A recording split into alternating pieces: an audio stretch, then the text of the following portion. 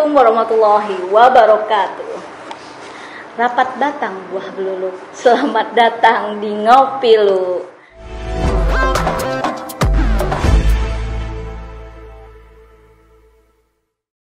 Apa kabar sahabat pemilih?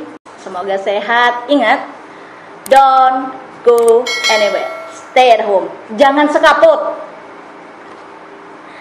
Ngopi Lu, ngobrol pintar seputar pemilihan bupati dan wakil bupati tahun 2020. Disiarkan dari Rumah Pintar Pemilu KPU Provinsi Kepulauan Bangka Belitung. Ngopi Lu merupakan konten yang diinisiasi KPU Provinsi Kepulauan Bangka Belitung sebagai media publikasi dan informasi seputar pemilihan bupati dan wakil bupati tahun 2020. Dan sobat pemilih, tema kita kali ini adalah klasifikasi pelanggaran dalam pelaksanaan pemilihan bupati dan wakil bupati tahun 2020 di tengah pandemi COVID-19. Kita kedatangan tamu istimewa. Saya mau bilang welcome back lagi sama tamu saya kali ini. Udah ganteng, keren, aduh. Tidak terbayang betapa pesona beliau ini. Narasumber dari Bawaslu Provinsi Kepulauan Bangka Belitung, Bapak Firman Pardede. Kita panggilnya Pak Dik, sayangan soalnya. Apa kabar Pak Dik? Baik, sangat baik Ibu Rina. Sehat ya? Sangat sehat. Sangat sehat. Makin bersinar Pak, kayak ada glowing. Iya, memang tadi cuaca juga baik hari ini ya. Mudah-mudahan semuanya juga akan semakin baik ke depan dalam pelaksanaan pilkada kita. Amin. Doa yang sama untuk semua hal. Dan beliau adalah Komisioner Bawaslu Provinsi Kepulauan Bangka Belitung, Divisi Koordinator Divisi Penyelesaian Sengketa. Saya agak grogi nih karena sudah lama nggak ketemu beliau. Beliau kalau di kantor ucapannya dulu, selamat pagi, sampai kaget. Keren banget, sip. Dan Pak Firman, ini nggak nyaman nih kalau dipanggil Pak Firman, Pak D, Pak D, panggilan Pak D nih, panggilan kesayangannya. Mudah-mudahan pemirsa juga akan semakin akrab dengan sebutan itu kan? Pak D soalnya. Jawa Pak ya, bukan? Yang pasti Indonesia. Indonesia, iya Pak. Ini pandemi COVID-19 telah merubah segala tatanan yang ada di Indonesia nih Pak. Benar. Semua masyarakat ini berubah semuanya. Terus tidak terkecuali pelaksanaan pemilu kita. Ini awalnya sempat tertunda nih, sudah tertunda. Awalnya 23 September, kemudian dimundur berubah 9 Desember 2020 dengan berbagai pertimbangan. Ada pertanyaan-pertanyaan lah, jangan sampai itu menjadi klaster-klaster baru. Nah, Pak D, ini dalam pelaksanaan pemilu pasti ada kemungkinan akan pelanggaran, apalagi sekarang ada protokol kesehatan COVID-19 yang harus dijaga ketat karena jangan sampai menimbulkan klaster-klaster baru. Gitu. Benar. Nah, ini kemungkinan pelanggaran yang akan sangat mungkin terjadi dalam pelaksanaan pemilu. Mudah-mudahan jangan sampai terjadi. Ini klasifikasi pelanggaran dalam pemilihan secara umum itu kayak apa baiknya Pak? Baik, terima kasih Bu Rina. Selamat siang para pemirsa, sahabat pemilih dalam acara Ngopi Lu yang dilaksanakan oleh KPU Provinsi Kepulauan Bangka Belitung dalam rangka untuk sosialisasi, memberikan pembelajaran, publikasi kepada publik terhadap pelaksanaan pilkada di 4 kabupaten di Provinsi Bangka Belitung. Yang pertama sekali barangkali izinkan kami untuk menyampaikan turut berbelasungkawa atas kepergian berpulangnya salah seorang calon bupati di satu kabupaten yang melaksanakan pilkada di Provinsi Bangka Belitung, yaitu di Kabupaten Bangka Tengah, almarhum Bapak Ibnu Saleh. Semoga arwah beliau diterima di sisi Tuhan Yang Maha Esa dan kepada keluarga diberi kekuatan.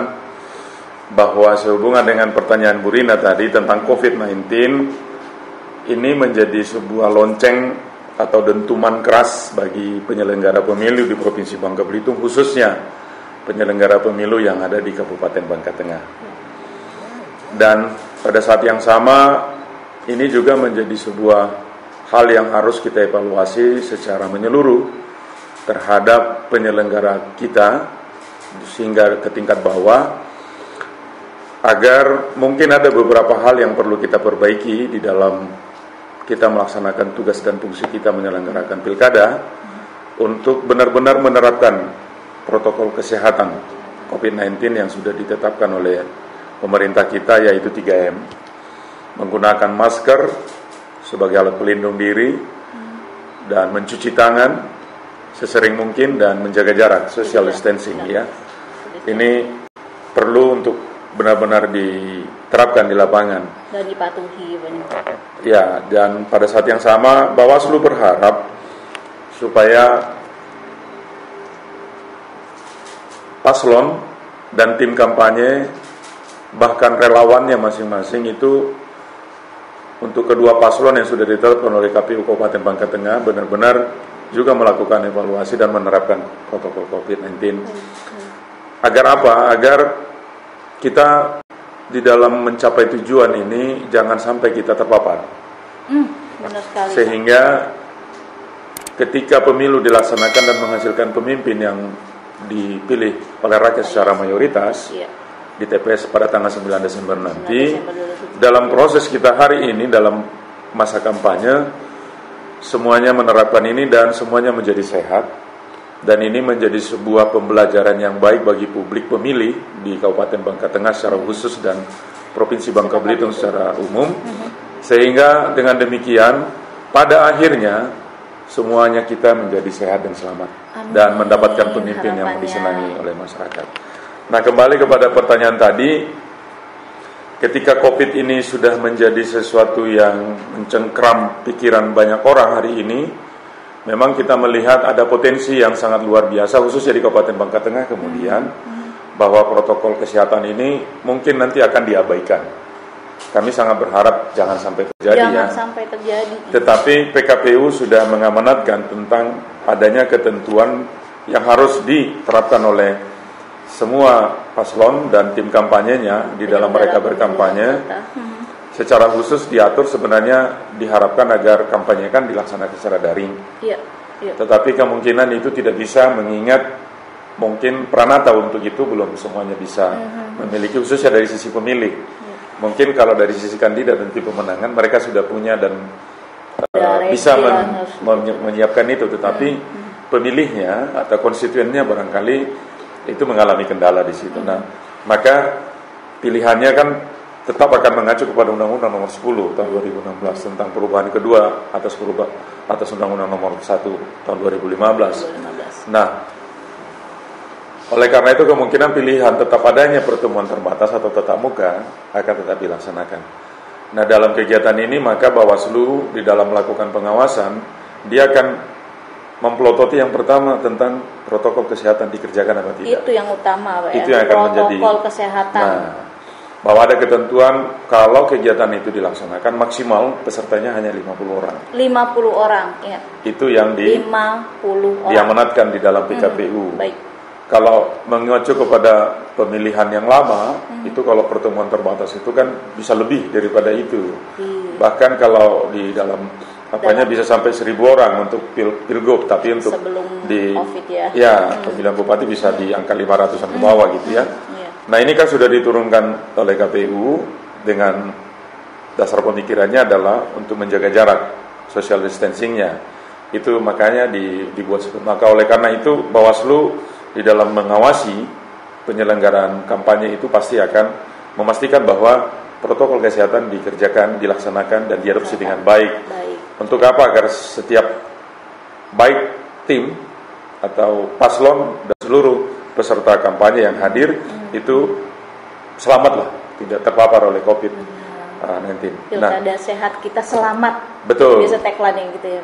Nah, untuk klasifikasi sebenarnya secara umum dalam proses pilkada pemilihan di undang-undang sudah diamanatkan dan Bawaslu mengklasifikasikannya dalam 6 kategori. 6 kategori. Oke. Yang pertama adalah pelanggaran yang dikategorikan sebagai pidana pemilihan. Kategori pidana pemilihan. Pidana pemilihan. Ya. Terus ada juga pelanggaran administrasi. Pelanggaran administrasi, oke. Yang ketiga pelanggaran administrasi secara TSN. pelanggaran administrasi secara TSM. Yang keempat itu sengketa. Keempat sengketa. Yang kelima pelanggaran peraturan lainnya. Dan yang keenam itu kode etik. TSM ini apa, Pak? Nah, sekarang kita bicara satu-satu. Okay. Nah, kalau pidana pemilu ini diatur di dalam Undang-Undang Nomor 10 itu di pasal 69 huruf A sampai F itu masuk dalam kategori itu. Dan untuk pelanggaran administrasi itu adalah pelanggaran terhadap mekanisme, prosedur. Nah, jadi kalau yang pertama tadi ini biasanya pidana itu dikenakan kepada peserta atau paslon atau tim kampanyenya. Iya. Itu akan bisa menjadi yang menjeratnya yang jadi bisa ditersangkakan peserta pemilu tersebut ya. Peserta pemilu dan tim kampanyenya. Bisa juga KPU. Penyelenggara pemilunya. Penyelenggara juga bisa ditersangkakan dalam ranah pidana tersebut, Pak ya. Di dalam ranah pidananya. Ya. Juga bisa saja orang seorang. Perorangan juga bisa yang melanggar pasal 69 huruf A sampai F itu ya.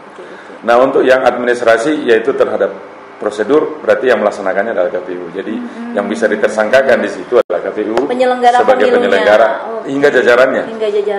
Nah. Jadi dari KPU provinsi, misalnya KPU provinsi, kabupaten, KPRI provinsi, kabupaten, PPK, PPS, KPPS. Betul. Okay.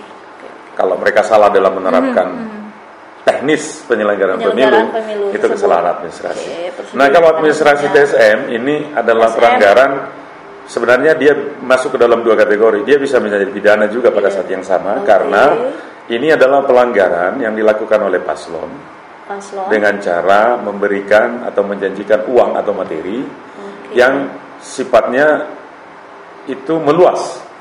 Jadi sebagai contoh di dalam Perbawaslu itu diatur kalau satu kabupaten misalnya seperti Bangka Tengah terdiri dari 3 kecamatan, ada kejadian politik uang. Politik uang. Politik uang itu kan adalah money politik yang masuk dalam kategori pidana. Tapi pelanggaran itu terjadi di 3 kecamatan dan terbukti di badan persidangan. Jadi secara masifnya terpenuhi, maka inilah yang dimaksud dengan TSM. Terstruktur, sistematis, dan masif. Terstruktur, sistematis, dan masif. Terstruktur, sistematis, dan masif. Nah, untuk sengketa ini kita membagi 2. Yang pertama adalah sengketa antar peserta pemilu dan penyelenggara pemilu KPU. Antar peserta pemilu dan penyelenggara pemilunya. Iya. Ini sengketa yang timbul akibat dikeluarkannya BA atau keputusan KPU. Maka BA dan atau keputusan KPU itu menjadi objek sengketa. Nah, siapa yang bisa bersengketa adalah paslonnya yang datang ke Bawaslu menyampaikan permohonan penyelesaian sengketa dan termohonnya adalah KPU. Jadi pemohonnya peserta, termohonnya penyelenggara KPU. Itu untuk sengketa antar peserta pemilu dan penyelenggara pemilu. Kami menyebutnya itu PSPP, penyelenggara pemilu dan pasangan calon dan peserta pemilu. Nah, yang kedua sengketa antar peserta pemilu, PSAP. Antar peserta pemilu. Jadi di 2 ranah, peserta pemilu dengan penyelenggaranya, kemudian antar peserta. Jadi kalau kita ambil contoh sebagai contoh sekarang Bangka Tengah lah mungkin yang lagi itu kan paslonnya hanya ada 2. Di dalam proses tahapan yang hari ini kita sedang diselenggarakan oleh KPU yaitu kampanye, maka kemungkinan akan ada sengketa antar peserta. Apa itu bentuknya? Bisa saja begini, bahwa pada suatu saat hari ini kan KPU sudah membuat jadwal kampanye. Sudah dalam bentuk katakan pertemuan terbatas di satu wilayah sudah diputuskan oleh KPU. Bisa saja ada iring-iringan dari paslon lain melintas di wilayah tersebut. Nah, bisa saja paslon yang akan berkampanye pada wilayah yang dimaksud sesuai yang sudah diputuskan oleh KPU menyatakan keberatannya. Mereka mencegat di ujung kampung misalnya. Anda jangan masuk. Kami ini sedang berkampanye di sini. Nah, kalau ini terjadi, maka ini masuk dalam kategori sengketa. antar peserta. Antar peserta.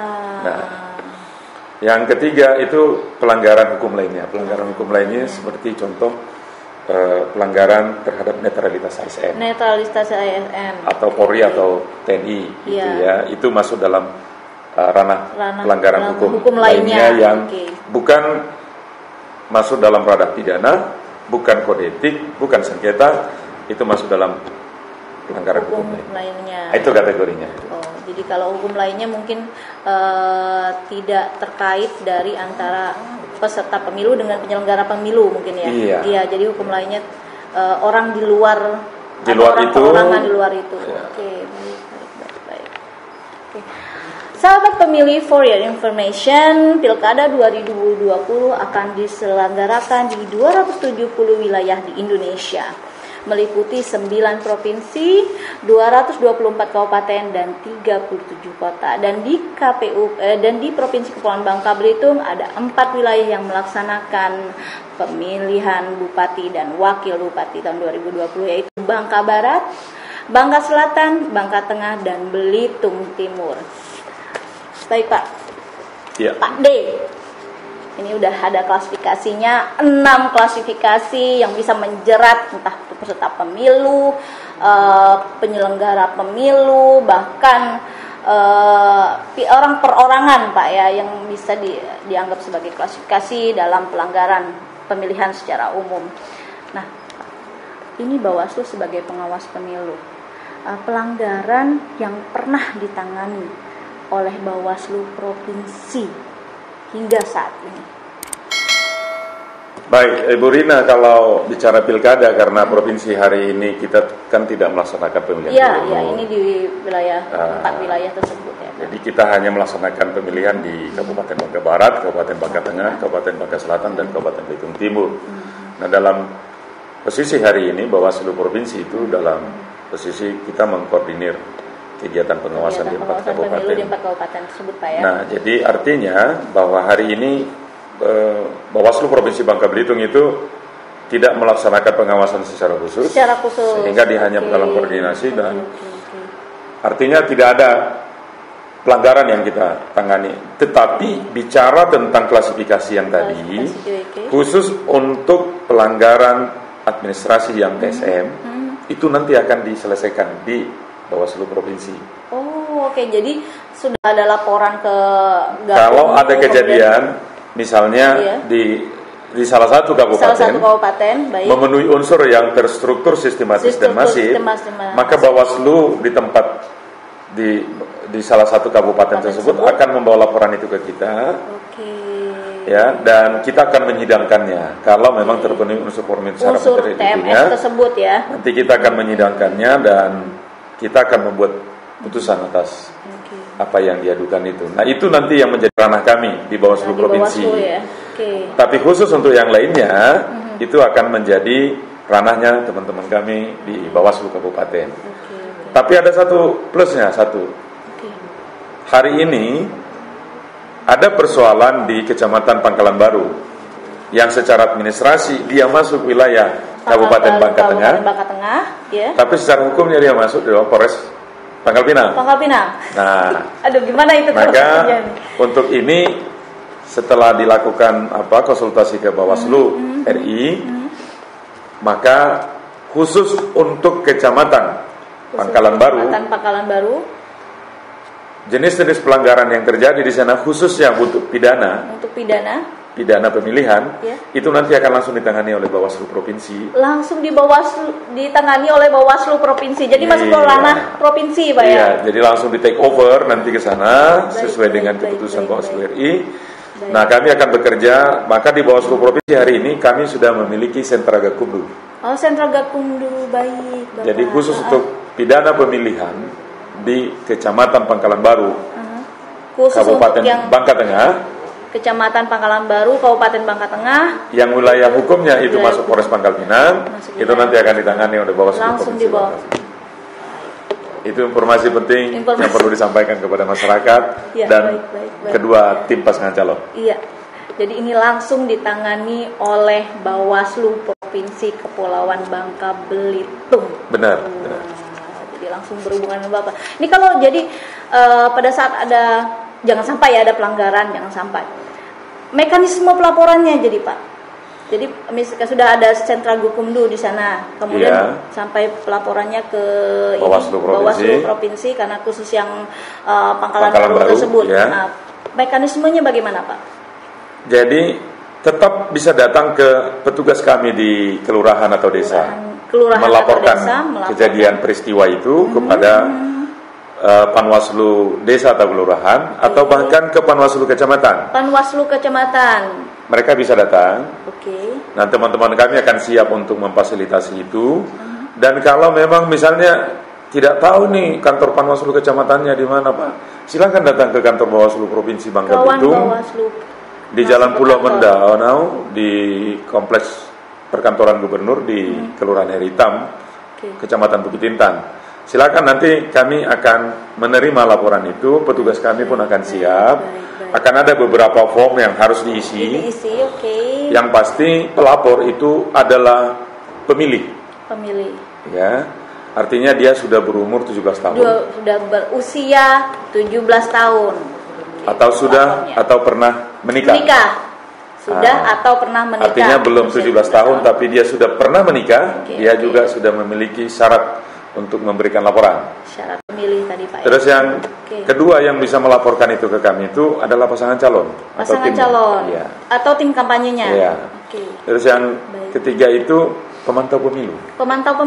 Kalau sudah terdaftar di KPU. Nah, itu dia, itu bunyi undang-undangnya. Jadi ketiga kategori ini bisa datang ke kantor kami atau mendatangi Panwaslu desa atau kelurahan yang kami sebut sebagai PKD. Atau kepada Panwaslu kecamatan. Artinya Panwaslu kecamatan Pangkalan Baru. Nah, kalau misalnya nggak tahu nih kantornya Pak, silakan datang ke kantor Bawaslu Provinsi Bangka Belitung. Langsung datang ke kantor Bawaslu. Tapi saya mungkin lebih enak Pak ke Bawaslu Bangka Tengah, boleh nggak? Boleh. Tetap boleh. Ya. Tapi nanti semuanya itu akan bermuara di kami di Bawaslu Provinsi Bangka Belitung karena sesuai dengan kondisi daerah tadi, maka Bawaslu Provinsi Bangka Belitung lah yang akan berwenang untuk menyelesaikan pidana pemilu di tempat pelanggaran pemilu tersebut ya. Jadi ini khusus untuk di daerah Pangkalan Baru. Ini peristiwa khusus. Ini baru pertama kali terjadi nih Pak. Iya, karena kalau dalam pemilu kemarin kan wilayah kerja kami seluruh.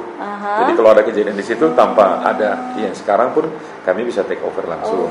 Tapi khusus pemilihan karena Kota Pangkal Pinang tidak melaksanakan pemilihan, otomatis tidak bisa. Baik. Ini langsung ranahnya ke Bawaslu Provinsi Kepulauan Bangka Belitung. Boleh banget ini Pak. Baik, sahabat pemilih, Bawaslu, Badan Pengawas Pemilu adalah lembaga penyelenggara pemilu yang bertugas mengawasi penyelenggaraan pemilihan umum di seluruh wilayah negara kesatuan Republik Indonesia. Dan Bawaslu merupakan bisa dikatakan trimasketir dalam lembaga penyelenggara pemilu, Komisi Pemilihan Umum, Bawaslu dan DKPP, Dewan Kehormatan Penyelenggara Pemilu, yang mempunyai masing-masing tugas dan wewenang serta ranah yang berbeda. Baik Pak D, ini klasifikasinya udah jelas seperti apa, kemudian pelanggaran itu kalau melaporkannya seperti apa. Nah, dalam tahapan-tahapan yang masih tersisa sekarang Pak ya, hingga 9 Desember 2020, prediksi tentang kerawanan atau pelanggaran atau sengketa yang mungkin akan terjadi pasti sudah pernah dilaksanakan oleh Bawaslu. Nah Pak, sengketa yang mungkin ini terjadi dalam pemilihan, nah klasifikasinya seperti apa dan bagaimana ini kriteria itu bisa dibilang itu sebagai bagian dari sengketa tersebut dan bisa dilaporkan Pak? Ya, jadi kita masih tersisa tahapan kampanye. Terus nanti untuk distribusi logistik pemilu dan sebagainya. Terus nanti kita akan masuk kepada pungut hitung, baru masuk ke rekap dan penentuan hingga pelantikan. Itu yang masih tersisa tahapan. Nah, memang tahapan yang paling krusial hari ini ketika COVID datang. Ini yang pertama sekali ini akan menjadi pertaruhan sebelum tanggal 9 Desember. Karena tanggal 9 Desember itu adalah hari di mana pemilih akan datang ke TPS. Ya, nah itu suaranya akan sangat menjadi perhatian kita. Nah, ketika hari ini kampanye, ini menjadi sebuah hal yang harus kita lalui bersama dengan menerapkan protokol kesehatan. Jadi, kenapa harus begitu? Sebab sangat mungkin COVID ini menyebar dari satu orang kepada orang lain. Ya. Ketika hari ini ada intensnya pertemuan antara orang dengan orang pada saat kampanye. Nah, apa yang dilakukan oleh KPU dengan membuat aturan bahwa ketika pertemuan terbatas atau tatap muka itu maksimal 50 orang, itu sudah sangat baik menurut kami. Dan di sana kita bisa menerapkan protokol kesehatan itu. Nah, jika itu tidak terjadi, maka itu adalah sebuah pelanggaran yang nanti di lapangan Bawaslu akan memberikan surat peringatan itu pertama. Sanksi. Kalau tidak didengar, maka kegiatan itu bisa dibubarkan. Bawaslu akan berikan rekomendasi untuk kegiatan itu dibubarkan. Itu hal yang pasti yang akan kita kerjakan dengan secara baik. Agar tanggal 9 menjadi sebuah jaminan bahwa dari hari ini pun kita taat kepada aturan. Sehingga tanggal 9 Desember nanti kita berharap proses pungut hitung itu akan benar-benar terjadi dalam koridor protokol kesehatan yang disampaikan oleh gugus tugas.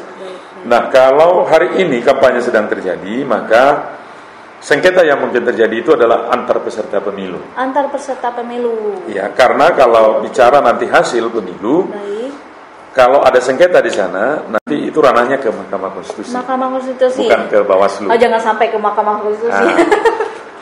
Tapi khusus hari ini kita bicara kampanye, karena kampanye itu ada beberapa jenis, salah satunya adalah pemasangan alat peraga dan penyebaran bahan kampanye. Sangat mungkin terjadi adanya gesekan atau sengketa antar peserta pemilu. Nah, yang pasti bagaimana sesuatu peristiwa itu bisa masuk dalam kategori sengketa. Itu kata kuncinya. Nah, jadi paslon yang mengajukan permohonan sengketa harus bisa mendalilkan apa kerugian yang bisa dialami oleh dia atas kegiatan oleh paslon lain tersebut. Apakah kegiatan itu berupa penyebaran bahan kampanye, pemasangan alat peraga, atau ketika mereka melakukan kampanye atau terjadwal berkampanye pada satu wilayah, tapi ada kegiatan lain di wilayah tersebut. Nah, maka Bawaslu akan dalam menerima, dia akan melihat dan memeriksa siapa yang menyampaikan permohonan. Langsung dilakukan penyelidikan. Nah, sesuai dengan Perbawaslu yang menyampaikan, yang diperkenankan menyampaikan adalah paslon atau timnya. Paslon atau tim kampanye. Nah, pertanyaannya sekarang siapa? Paslon sudah ada SK KPU. Siapa tim? Tim adalah setiap orang yang masuk dalam SK yang dikeluarkan oleh paslon.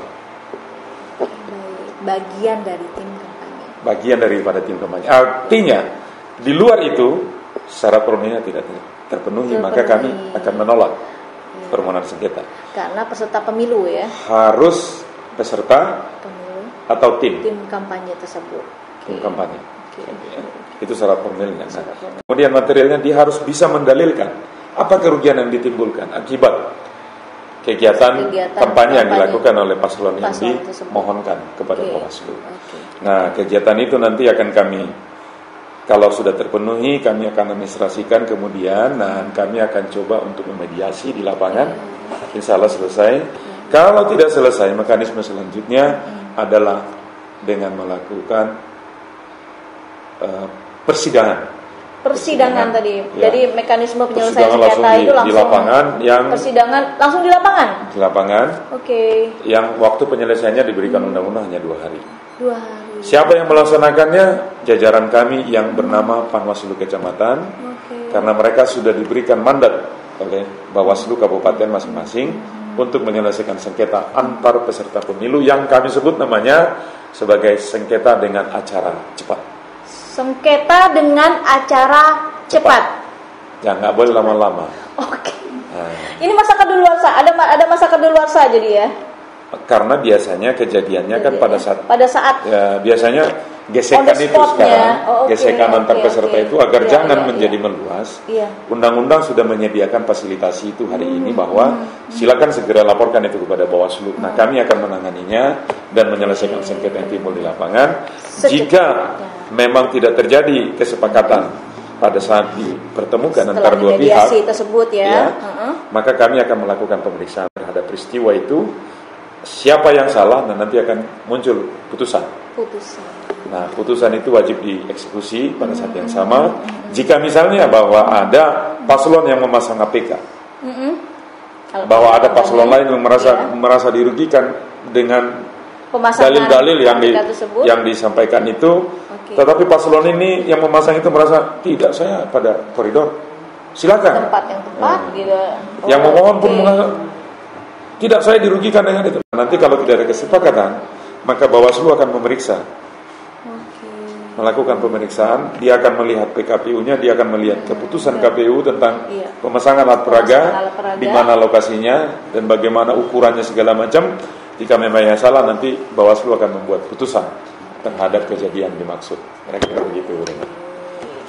Jadi penyelenggara pemilu memang benar-benar terkoordinasi pada saat sengketa itu berlanjut.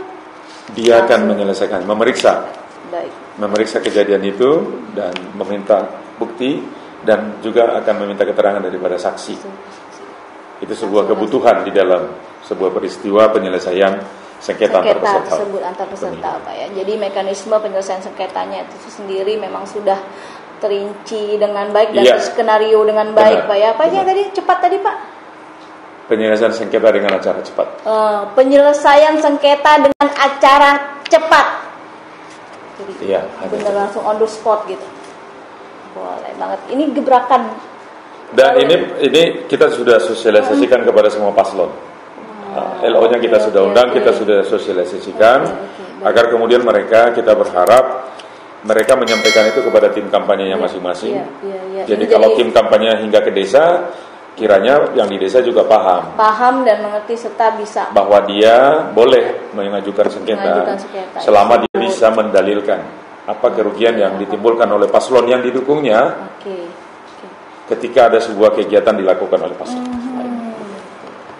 Wow, skenario ini sudah dibuat dengan baik. Iya, karena terhitung karena pandemi COVID ini ya, segala sesuatu tuh perlu direncanakan secara terperinci, Pak ya. Wajib. Udah punya wajib, baik. Sahabat pemilih, ini kita udah di penghujung talkshow dengan Bapak Firman Pardede. Klasifikasi pelanggaran dalam pelaksanaan pemilihan bupati dan wakil bupati tahun 2020 di tengah pandemi COVID-19. Klasifikasinya udah dijelasin, mekanisme penyelesaiannya udah dijelasin.